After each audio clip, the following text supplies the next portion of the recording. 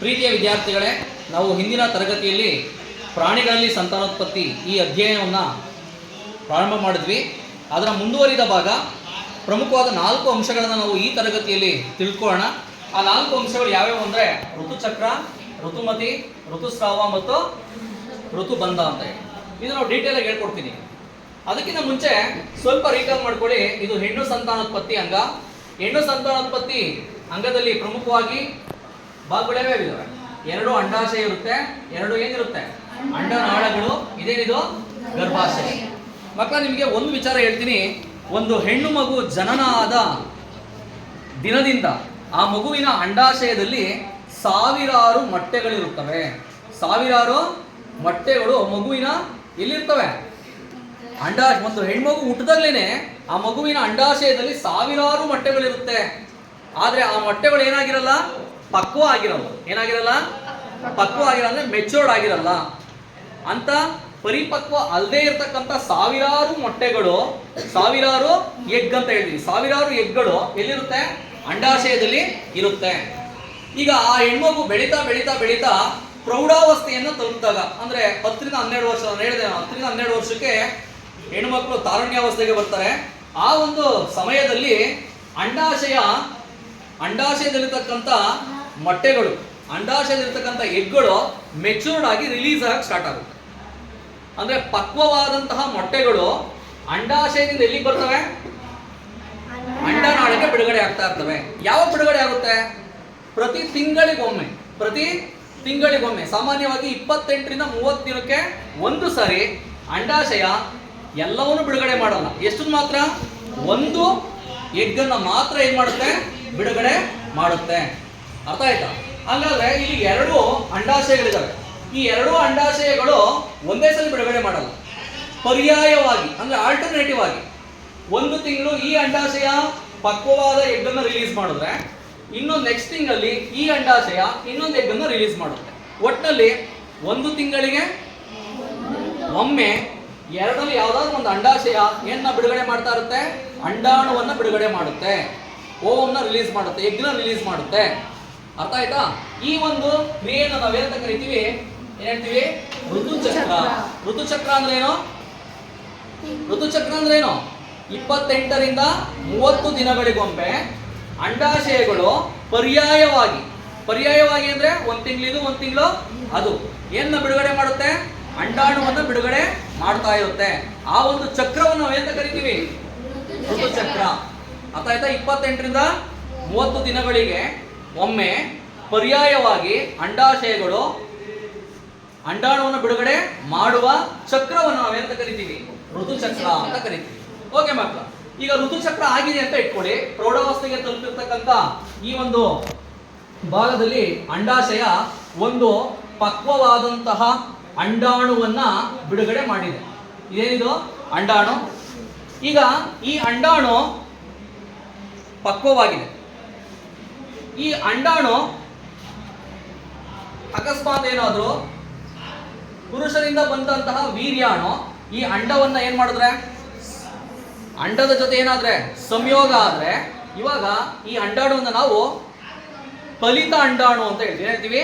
ಫಲಿತ ಅಂಡಾಣು ಅಂದ್ರೆ fertilised egg ಅಂತ ಹೇಳ್ತೀವಿ. ಏನ್ ಹೇಳ್ತೀವಿ? Fertilised egg. ಅಂದ್ರೆ ಅಂಡಾಣು ಯಾವಾಗ ಫಲಿತ ಅಂಡಾಣು ಆಗುತ್ತೆ?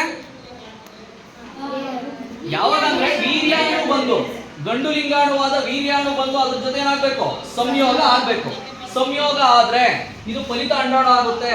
ಆಮೇಲೆ ಯುಗ್ಮಜ ಆಗುತ್ತೆ, ಭ್ರೂಣ ಆಗುತ್ತೆ. ಭ್ರೂಣ ಆಗಿ ಬಂದು ಎಲ್ಲಿ ನಾಟ್ಕೊಳ್ಳುತ್ತೆ? ಗರ್ಭಾಶಯದಲ್ಲಿ ಬಂದು ನಾಟ್ಕೊಳ್ಳುತ್ತೆ. ಆಮೇಲೆ ಅದು ಮಗುವಾಗಿ ಬೆಳೆದು ಆಮೇಲೆ ತಾಯಿಯ ದೇಹದ ಹೊರಗಡೆ ಬರುತ್ತೆ ಅಂತ ಹೇಳಿದ್ದೆ. ಒಂದು ವೇಳೆ ಈ ಅಂಡಾಣು ಫಲಿತ ಆಗಿಲ್ಲ ಅಂದ್ರೆ, ವೀರ್ಯಾಣು ಅದ್ರ ಜೊತೆ ಸಂಯೋಗ ಆಗಿಲ್ಲ ಅಂದ್ರೆ ಏನಾಗುತ್ತೆ? ಅದೇ ನಮ್ಮ ಮುಂದಿನ ವಿಷಯ. ಮಕ್ಕಳ, ನೀವು ಕೇಳಿಸ್ಕೊಳ್ಳಿ.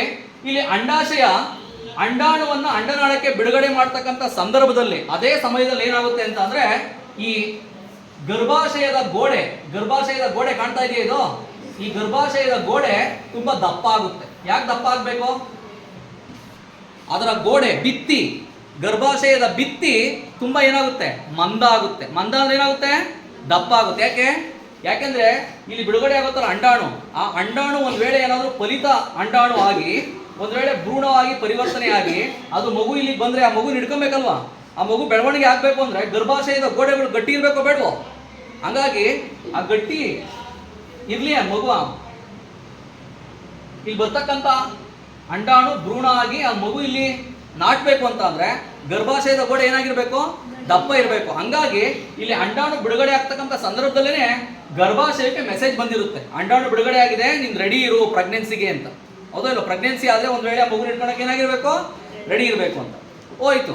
ಕೆಲವು ಸಂದರ್ಭದಲ್ಲಿ ಏನಾಗಲ್ಲ, ಇವಾಗ ಈ ಅಂಡಾಣು ನಿಷೇಚನ ಆಗಲ್ಲ, ಅಂದ್ರೆ ವೀರ್ಯಾಣು ಜೊತೆ ಸಂಯೋಗ ಆಗಿಲ್ಲ. ಅವಾಗ ಏನಾಗುತ್ತೆ, ಈ ಅಂಡಾಣು ಇಲ್ಲಿಂದ ಎಲ್ಲಿ ಬರುತ್ತೆ? ಫಲಿತವಲ್ಲದ ಅಂಡಾಣು ಎಲ್ಲಿಗೆ ಬರುತ್ತೆ? ಗರ್ಭಾಶಯಕ್ಕೆ ಬರುತ್ತೆ. ಎಷ್ಟು ದಿನ ಕಾಯುತ್ತೆ? 28 ದಿನ. ಎಷ್ಟು ದಿನ? ಅದು ಬಿಡುಗಡೆಯಾಗಿ 28 ದಿನ ಆದ್ಮೇಲೆ ಅದು ಸತ್ತೋಗ್ಬಿಡುತ್ತೆ. ಅದ್ರ ಶಕ್ತಿ ಕಡಿಮೆ ಆಗಿ ಈ ನಿಷೇಚನ ಆಗಿಲ್ಲ ಅಂದ್ರೆ ಅನ್ಫರ್ಟಿಲೈಸ್ಡ್ ಎಗ್ ಇದೇನ್ ಹೇಳ್ತೀವಿ ಇದಕ್ಕೆ? ಫಲಿತವಲ್ಲದ ಅಂಡಾಣು ಎಲ್ಲಿ ಬರುತ್ತೆ? ಗರ್ಭಾಶಯಕ್ಕೆ ಬರುತ್ತೆ. ಇವಾಗ ಇದು ಫಲಿತ ಆಗಿಲ್ಲ, ಸತ್ತೋಗ್ಬಿಟ್ಟಿದೆ ಎಗ್ಗಿದೀಗ, ಇವಾಗ ಇದು ದೇಹದಿಂದ ಆಚೆ ಹೋಗ್ಬೇಕು. ಈ ಸಂದರ್ಭದಲ್ಲಿ ಏನಾಗುತ್ತೆ, ಇಲ್ಲಿ ಅಂಡಾಣು ಬಿಡುಗಡೆ ಆದಾಗ ಒಂದು ಭಿತ್ತಿ ಏನಾಗಿತ್ತು? ಗಟ್ಟಿ ಆಗಿತ್ತಲ್ಲ, ಆ ಪದರ, ಗಟ್ಟಿಯಾದ ಪದರ ಉಂಟಾಗಿತ್ತಲ್ಲ, ಆ ಪದರ ಮತ್ತೆ ಅಲ್ಲಿರ್ತಕ್ಕಂಥ ರಕ್ತನಾಳಗಳು, ಎಲ್ಲಾ ರಕ್ತನಾಳಗಳು, ಅಲ್ಲಿ ಉಂಟಾದಂತಹ ಗಟ್ಟಿಯ ಪದರ ಮತ್ತೆ ಈ ಅನ್ಫರ್ಟಿಲೈಸ್ಡ್ ಎಗ್, ಈ ಮೂರನ್ನು ಎಲ್ಲಾಸಿ ಯೋನಿಯಿಂದ ಏನಾಗುತ್ತೆ? ಆಚೆ ಹೋಗುತ್ತೆ. ಇದನ್ನ ಎಂತ ಕರಿತೀವಿ ನಾವು? ರಕ್ತಸ್ರಾವ ಅಂತ ಹೇಳ್ತೀವಿ. ರಕ್ತಸ್ರಾವ. ಸಾಮಾನ್ಯವಾಗಿ ರಕ್ತಸ್ರಾವ 28ರಿಂದ 30 ದಿನಕ್ಕೊಮ್ಮೆ ಆಗ್ತಾ ಇರುತ್ತೆ. ಹೆಣ್ಮಕ್ಳಲ್ಲಿ 28ರಿಂದ 30 ದಿನಕ್ಕೊಮ್ಮೆ ಈ ರಕ್ತಸ್ರಾವ ಆಗುತ್ತೆ. ರಕ್ತಸ್ರಾವ ಯಾಕಾಗುತ್ತೆ ಗೊತ್ತಾಯ್ತಲ್ವಾ? ಯಾಕಾಗುತ್ತೆ? ಒಂದು ವೇಳೆ ಅಂಡಾಶಯದಲ್ಲಿ ಬಿಡುಗಡೆಗೊಂಡಂತಹ ಅಂಡಾಣು ಏನಾಗಿಲ್ಲ ಅಂತ ಅಂದ್ರೆ, ನಿಷೇಚನ ಆಗಿಲ್ಲ ಅಂತ ಅಂದ್ರೆ, ಆ ಎಗ್ಗು ಶಕ್ತಿ ಕಳ್ಕೊಳ್ತಾ ಹೋಗುತ್ತೆ. 28 ದಿನ ಆದ್ಮೇಲೆ ಅದು ಕಂಪ್ಲೀಟ್ ಆಗಿ ಏನಾಗುತ್ತೆ? ಸತ್ತೋಗುತ್ತೆ. ಆ ಫಲಿತ ಆಗಲ್ಲ, ಅಂದ್ರೆ ಅದಕ್ಕೆ ಶಕ್ತಿ ತುಂಬಾ ಕಡಿಮೆ ಇರುತ್ತೆ. ಅದಿನೇನು ವೇಸ್ಟ್. ಇವಾಗ ಆ ವೇಸ್ಟ್ ಎಲ್ಲಿ ಹೋಗ್ಬೇಕು? ಆಚೆ ಹೋಗ್ಬೇಕು. ಅದು ಆಚೆ ಹೋಗ್ಬೇಕಾದ್ರೆ ಅದು ಬಿಡುಗಡೆ ಆದಾಗ ಇಲ್ಲಿ ರಚನೆ ಆಗಿತ್ತಲ್ಲ ಒಂದು ಗಟ್ಟಿಯಾದ ಪದರ, ಆ ಪದರ ಮತ್ತೆ ಅಲ್ಲಿ ಇರ್ತಕ್ಕಂಥ ರಕ್ತನಾಳಗಳು ಎಲ್ಲ ಒಟ್ಟಿಗೆ ಏನಾಗ್ತವೆ? ಯೋನಿಯಿಂದ ಆಚೆ ಹೋಗುತ್ತೆ. ಇದನ್ನ ನಾವೇನ್ ಹೇಳ್ತೀವಿ? ಋತುಸ್ರಾವ. ಋತುಸ್ರಾವ ಯಾಕಾಗುತ್ತೆ ಗೊತ್ತಾಯ್ತಾ? ಋತುಸ್ರಾವ ಆಗೋ ಉದ್ದೇಶ ಗೊತ್ತಾಯ್ತಲ್ವಾ? ಅನ್ಫರ್ಟಿಲೈಸ್ಡ್ ಎಗ್ ಆ ತಿಂಗಳೇನು ಫರ್ಟಿಲೈಸ್ ಆಗಿಲ್ಲ ಅಂತ ಅಂದ್ರೆ, ಆ ಅನ್ಫರ್ಟಿಲೈಸ್ಡ್ ಎಗ್ ಎಲ್ಲಿಂದ? ಗರ್ಭಾಶಯದಿಂದ, ಗರ್ಭಾಶಯದ ಪದರದ ಜೊತೆಗೆ, ಗರ್ಭಾಶಯದ ರಕ್ತನಾಳಗಳ ಜೊತೆಗೆ ರಕ್ತದ ಸಮೇತ ಏನಾಗುತ್ತೆ? ಆಚೆ ಹೋಗುತ್ತೆ. ಅದ್ರ ಜೊತೆಗೆ ಮ್ಯೂಕಸ್ ಕೂಡ ಸೇರ್ಕೊಳ್ಳುತ್ತೆ, ಲೋಳೆಯನ್ನು ಕೂಡ ಸೇರ್ಕೊಂಡು ಆಚೆ ಹೋಗುತ್ತೆ. ಇದನ್ನ ಏನ್ ಹೇಳ್ತೀವಪ್ಪ? ಏನ್ ಹೇಳ್ತೀವಿ? ಋತುಸ್ರಾವ. ಅರ್ಥ ಆಯ್ತಾ? ಋತುಸ್ರಾವ. ಒಂದ್ ವೇಳೆ ಏನಾದ್ರು ಈ ಅಂಡಾಣು ಫಲಿತ ಆಗ್ಬಿಟ್ರೆ, ಏನಾಗ್ಬಿಟ್ರೆ? ಫಲಿತ ಅಂದ್ರೆ ಫರ್ಟಿಲೈಸ್ ಆಗೋದ್ರೆ, ಪ್ರೆಗ್ನೆಂಟ್ ಆಯ್ತು ಅಂತ ಇಟ್ಕೊಳ್ಳೋಣ. ಪ್ರೆಗ್ನೆಂಟ್ ಆದ್ರೆ ಮುಂದಿನ ತಿಂಗಳಿಂದ ಈ ಎರಡೂ ಅಂಡಾಶಯಗಳು ಏನು ಬಿಡುಗಡೆ ಮಾಡಲ್ಲ, ಅಂಡಾಣು ಬಿಡುಗಡೆ ಮಾಡಲ್ಲ. ಆ ಟೈಮಲ್ಲಿ ಋತುಚಕ್ರ ಸ್ಟಾಪ್ ಆಗುತ್ತೆ. ಯಾವಾಗ ಸ್ಟಾಪ್ ಆಗುತ್ತೆ? ಯಾಕೆ? ಇಲ್ಲಿ ಅಂಡಾಣು ಏನಾಗಿಲ್ಲ, ವೇಸ್ಟ್ ಆಗಿಲ್ಲ. ಅಂಡಾಣು ಏನಾಗ್ಬಿಟ್ಟಿದೆ ಈಗ? ಫರ್ಟಿಲೈಸ್ ಆಗಿ ಏನಾಗ್ಬಿಟ್ಟಿದೆ ಈಗ? ಭ್ರೂಣ ಆಗ್ಬಿಟ್ಟಿದೆ. ಏನಾಗಿದೆ?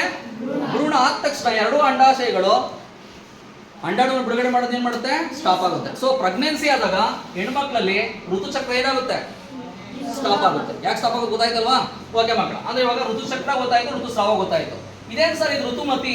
ಋತುಮತಿ ಏನು ಅಂತ ಅಂದ್ರೆ, ಒಂದು ಹೆಣ್ಣು ಪ್ರೌಢಾವಸ್ಥೆಯನ್ನು ತಲುಪಿದಾಗ ಈ ಅಂಡಾಶಯಗಳು ಏನ ಬಿಡುಗಡೆ ಮಾಡೋಕೆ ಸ್ಟಾರ್ಟ್ ಮಾಡ್ತವೆ? ಪಕ್ವವಾದ, ಪ್ರೌಢಾವಸ್ಥೆಗೆ ಬಂದಿರತಕ್ಕಂತ ಪಕ್ವವಾದ ಮೆಚೂರ್ಡ್ ಎಗ್ಗನ್ನ ರಿಲೀಸ್ ಮಾಡಕ್ಕೆ ಸ್ಟಾರ್ಟ್ ಮಾಡುತ್ತಲ್ಲ, ಅದನ್ನೇ ನಾವೇನಂತ ಹೇಳ್ತೀವಿ? ನಾವು ಋತುಮತಿ. ಏನ್ ಹೇಳ್ತೀವಿ? ಅದನ್ನ ಋತುಮತಿ ಅಂತ ಹೇಳ್ತೀವಿ. ಅದನ್ನ ಮೆನಾರ್ಚಿ ಅಂತ ಹೇಳ್ತೀವಿ. ಇಂಗ್ಲಿಷ್ ಅಲ್ಲಿ ಹೇಳ್ತೀವಿ ಮೆನಾರ್ಚಿ. ಅರ್ಥ ಆಯ್ತಾ? ಅಂದ್ರೆ ಋತುಚಕ್ರ ಪ್ರಾರಂಭ ಆಗೋದು. ಋತುಚಕ್ರ ಪ್ರಾರಂಭ ಆಗೋದನ್ನ ನಾವೇಂತ ಕರಿತೀವಿ? ಏನ್ ಹೇಳ್ತೀವಿ? ಋತುಮತಿ. ಋತುಮತಿ ಅಂತ ಹೇಳ್ತೀವಿ. ಈಗ ಹೆಣ್ಣು ಮಕ್ಕಳಲ್ಲಿ ಸಾಮಾನ್ಯವಾಗಿ ಋತುಚಕ್ರ 10ರಿಂದ 12 ವರ್ಷಕ್ಕೆ ಸ್ಟಾರ್ಟ್ ಆಗುತ್ತೆ. ಸ್ಟಾರ್ಟ್ ಆಗಿ ಸುಮಾರು 45ರಿಂದ 50 ವರ್ಷದವರೆಗೂ ಈ ಋತುಚಕ್ರ ಇರುತ್ತೆ. ಸಾಮಾನ್ಯ 45 ವರ್ಷ ಆದ್ಮೇಲೆ, 45ರಿಂದ 50 ವರ್ಷ ಆದ್ಮೇಲೆ ಋತುಚಕ್ರ ಏನಾಗುತ್ತೆ? ಸ್ಟಾಪ್ ಆಗುತ್ತೆ. ಅದನ್ನ ನಾವೇನಂತ ಹೇಳ್ತೀವಿ? ಋತುಬಂಧ. 45ರಿಂದ 50 ವರ್ಷ ಮೇಲ್ಪಟ್ಟ ಹೆಣ್ಣು ಮಕ್ಕಳಲ್ಲಿ ಋತುಚಕ್ರವು ಏನಾಗುತ್ತೆ? ನಿಲ್ಲುತ್ತದೆ. ಇದನ್ನ ನಾವೇನಂತ ಕರಿತೀವಿ? ಋತುಬಂಧ ಅಂತ ಹೇಳ್ತೀವಿ. ಅಥವಾ ಒಂದ್ಸರಿ ಋತುಚಕ್ರ ಸ್ಟಾಪ್ ಆಯ್ತು ಅಂದ್ರೆ ಆ ಹೆಣ್ಣು ಮತ್ತೆ ಏನಾಗಕ್ಕಾಗಲ್ಲ? ಪ್ರೆಗ್ನೆಂಟ್ ಆಗೋದಕ್ಕೆ ಆಗಲ್ಲ. ಪ್ರೆಗ್ನೆಂಟ್ ಆಗ್ಬೇಕು ಅಂದ್ರೆ ಏನ್ ಇಂಪಾರ್ಟೆಂಟ್? ಋತುಚಕ್ರ ಇಂಪಾರ್ಟೆಂಟ್. ಋತುಚಕ್ರ ಆಗ್ತಾ ಇದ್ರೆ ಮಾತ್ರ ಪ್ರತಿ ತಿಂಗಳಿಗೊಮ್ಮೆ ಏನ್ ಬಿಡುಗಡೆ ಆಗ್ತಾ ಇರುತ್ತೆ? ಅಂಡಾಣು ಬಿಡುಗಡೆ ಆಗ್ತಾ ಇರುತ್ತೆ ಅಲ್ವಾ? ಅವರು ಆ ಸಂದರ್ಭದಲ್ಲಿ ಏನಾದ್ರು ವೀರ್ಯಾಣು ಬಂದು ಅಂಡಾಣುವನ್ನ ತಲುಪಿದ್ರೆ, ಅಂಡಾಣುವನ್ನ ಸಂಯೋಗ ಆದ್ರೆ ಅವ್ರೇನಾಗ್ತಾರೆ? ಪ್ರೆಗ್ನೆಂಟ್, ಗರ್ಭಿಣಿ ಆಗ್ತಾರೆ. ಕರೆಕ್ಟ್. ಒಂದ್ ವೇಳೆ ಏನಾದ್ರೂ ಈ ಋತುಚಕ್ರನೇ ನಿಂತೋಯ್ತು ಅಂತ ಇಟ್ಕೊಳ್ಳೋಣ, ಋತುಚಕ್ರ ಸ್ಟಾಪ್ ಆಗಿದೆ ಅಂದ್ರೆ ಅರ್ಥ ಏನು? ಅಂಡಾಶಯ ಅಂಡಾಣುವನ್ನ ಬಿಡುಗಡೆ, ಹೆಣ್ಣು ಲಿಂಗಾಣುನೇ ಇಲ್ಲ, ಹೌದೇ ಇಲ್ವಾ? ಸೊ ಹಂಗಾಗಿ ಈ ಒಂದು ಬಾರಿ ಋತುಬಂಧವನ್ನು ತಲುಪಿದ ನಂತರ ಯಾವುದೇ ಕಾರಣಕ್ಕೂ ಆ ಹೆಣ್ಣು ಗರ್ಭಧರಿಸೋದಕ್ಕೆ ಸಾಧ್ಯ ಇಲ್ಲ. ಮಕ್ಕಳ, ಈ ತರಗತಿಯಲ್ಲಿ ಈ 4 ಅಂಶಗಳನ್ನ ತುಂಬಾ ಚೆನ್ನಾಗಿ ಅರ್ಥ ಮಾಡ್ಕೊಂಡಿದ್ದೀರಾ ಅನ್ಕೊಂಡಿದ್ದೀನಿ. ಅರ್ಥ ಆಗಿದೆಯಾ? ಯಾವ್ಯಾವ ವಿಷಯಗಳು? ಋತುಚಕ್ರ, ಋತುಮತಿ, ಋತುಸ್ರಾವ, ಋತುಬಂಧ. 4 ನಿಮಿಷದಲ್ಲಿ ಮತ್ತೆ ರಿಪೀಟ್ ಮಾಡ್ಬಿಡ್ತೀನಿ. ಋತುಚಕ್ರ ಅಂದ್ರೆ ಏನು? ಪ್ರೌಢಾವಸ್ಥೆಗೆ ತಲುಪಿದಂತಹ ಒಂದು ಹೆಣ್ಣು, ಆ ಹೆಣ್ಣಿನ 2 ಅಂಡಾಶಯಗಳು ತಿಂಗಳಿಗೊಮ್ಮೆ 28ರಿಂದ 30 ದಿನಗಳಿಗೊಮ್ಮೆ ಪರ್ಯಾಯವಾಗಿ ಅಂಡಾಣುವನ್ನ ಬಿಡುಗಡೆ ಮಾಡಕ್ಕೆ ಸ್ಟಾರ್ಟ್ ಮಾಡುತ್ತೆ. ಈ ಒಂದು ಚಕ್ರ ತಿಂಗಳಿಗೆ ಒಂದೊಂದ್ಸರಿ ಬಿಡುಗಡೆ ಆಗುತ್ತಲ್ಲ ಚಕ್ರ, ಈ ತಿಂಗಳು ನೆಕ್ಸ್ಟ್ ತಿಂಗಳು ಅಂತ, ಆ ಚಕ್ರವನ್ನು ಏನಂತ ಕರಿತೀವಿ ನಾವು? ಋತುಚಕ್ರ. ನಿಲ್ಲಲ್ಲ, ಇದು ತಿಂಗಳಿಗೆ ಒಂದ್ಸರಿ ಬರ್ತಾನೆ ಇರುತ್ತೆ. ಹೌದಾ? ಚಕ್ರ ತರ ಬರ್ತಾನೆ ಇರುತ್ತೆ. ಅದಕ್ಕೆ ಏನ್ ಹೇಳ್ತೀವಿ? ಋತುಚಕ್ರ ಅಂತ ಹೇಳ್ತೀವಿ. ಈ ಋತುಚಕ್ರ ಆದ್ಮೇಲೆ ಒಂದ್ ವೇಳೆ ಬಿಡುಗಡೆಯಾದಂತ ಅಂಡಾಣು ಫಲಿತ ಅಂಡಾಣು ಆಗಿಲ್ಲ ಅಂದ್ರೆ ವೀರ್ಯಾಣು ಜೊತೆ ಸೇರಿಲ್ಲ ಅಂತ ಅಂದ್ರೆ ಆ ಅಂಡಾಣು ತನ್ನ ಶಕ್ತಿಯನ್ನು ಏನ್ ಮಾಡ್ತಾ ಹೋಗುತ್ತೆ? ಕಳ್ಕೊಳ್ತಾ ಹೋಗುತ್ತೆ. ಕಳ್ಕೊಂಡು ಎಲ್ಲಿ ಬರುತ್ತೆ? ಗರ್ಭಾಶಯಕ್ಕೆ ಬರುತ್ತೆ.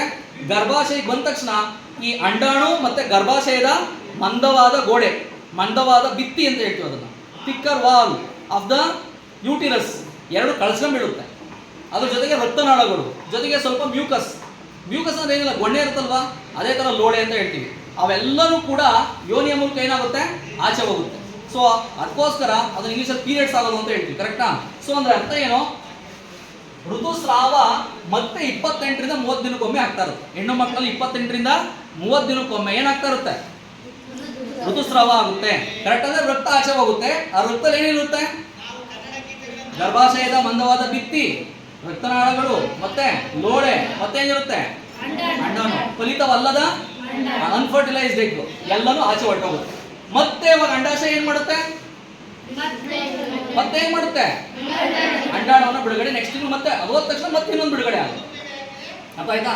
ಈಗ ನಾನು ಹೇಳಿದೆ, ಒಂದು ಹೆಣ್ಣು ಪ್ರೌಢಾವಸ್ಥೆಯನ್ನು ತಲುಪಿದ ನಂತರ ಅಂಡಾಶಯಗಳು ಪಕ್ವವಾದಂತಹ ಅಂದ್ರೆ ಮೆಚೂರ್ಡ್ ಎಗ್ ಅನ್ನು ಬಿಡುಗಡೆ ಮಾಡುತ್ತಲ್ಲ, ಸ್ಟಾರ್ಟಿಂಗ್ ಫಸ್ಟ್, ಅದನ್ನೇ ನಾವೇನಂತ ಕರಿತೀವಿ? ಋತುಮತಿ. ಅಂದ್ರೆ ಆ ಹೆಣ್ಣು ಋತುಮತಿ ಆದರು ಅಂತ ಹೇಳ್ತೀವಿ. ಕರೆಕ್ಟಾ? ಋತುಮತಿ ಆಗೋದಾದ್ರೆ ಮೀನಿಂಗ್ ಏನು?